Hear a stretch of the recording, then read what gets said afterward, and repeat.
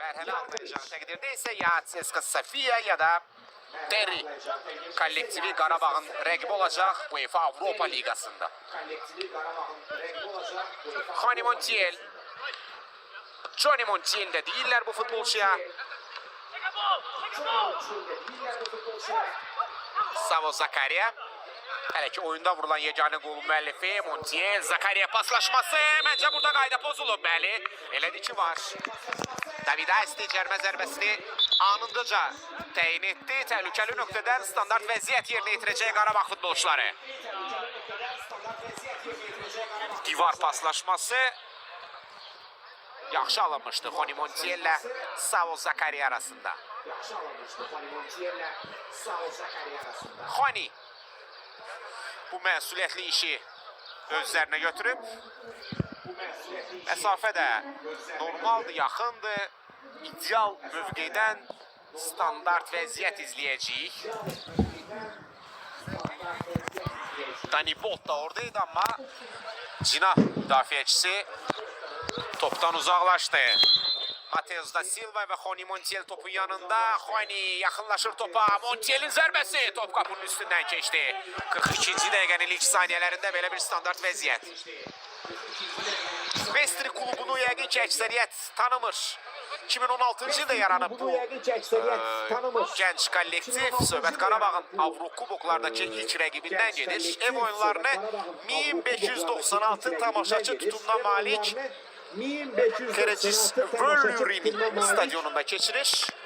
Bu stadion ise İslandiya'nın en uçkar qərb fiordlar bölgesinde yerleşen Safjordur şəhərində yerleşir. 2025-ci ildə Vestri İslandiya Kuboku uğrunda yarışlarda Valyuru minimal hesabla məğlub edək tarixində ilk dəfə Avrokuboklara vəsiqəni təmin edib. Qarabağın rəqibi barədə də kiçik bir informasiyanı bölüşdüm sizlə. Camilo Duran. Yenə uğursuz ötürmə Camilo'dan. İkinci belə xətalı pas idi izləyirdik Camilo Duran'ın sayəsində. Vedav Hüseynov yavaş-yavaş fasiləyə yaxınlaşırıq. Qarabağın minimal hesablı üstünlüyü davam edir.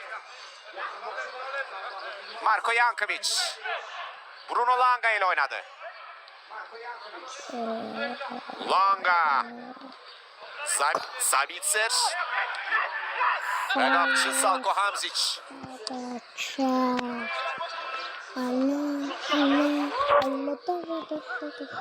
Langa Mikalyo Johnny Dani Bolt Savo Zakaria Camilo Duran Fəallaşmaq istəyir əlbəttə ki 17 nömrəli futbolçu da ayağa zərbə və daha bir cərmə zərbəsi. Dərhal da Bruno Langa hücum istiqamətini sola doğru değişti. Langa'dan aldadıcı hərəkətlər. Abdullah Zubir.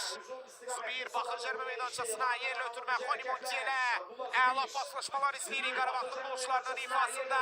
Camilo Duran sağa çəkdi, sola çəkdi daha doğrusu. Hələ də nəzarətindeydi amma ardını gətirə bilmədi. Tabii ki ben buna bakıyorum. Jankovic qaydanı pozdu. Kirolun kapitanına qarşı. Jankovic qaydanı pozdu. Kirolun kapitanına qarşı.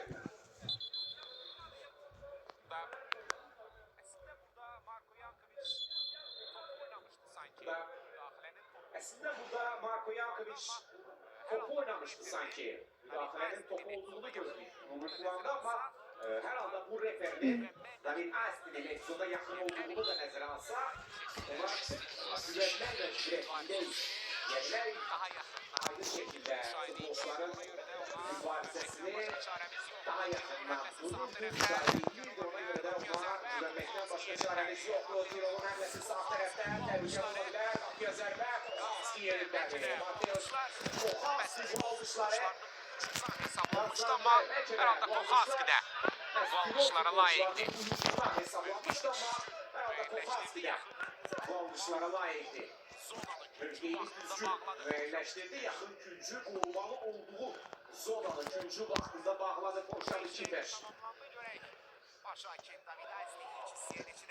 45 dəqiqə tamamlandı görək. Başakşehir alınmıştı ama hiç İkinciye bunu da rezil olmadı. artıracak su Başakşehir fasilesi. böylelikle Karabağ Fasli'ye Alınmıştı minimum ama hiç hesabı bunu da rezil üstünlüğü olmadı. yolladı. İlk Başakşehir yoklama böylelikle maçında Karabağ Fasli'ye 1-0 önde minimum değil. hesabı Yani bu üstünlüğü Karabağ'ın yolladı. yeni İlk transferlerinden yoklama biri maçında Savo Sakarya vurup ki onu da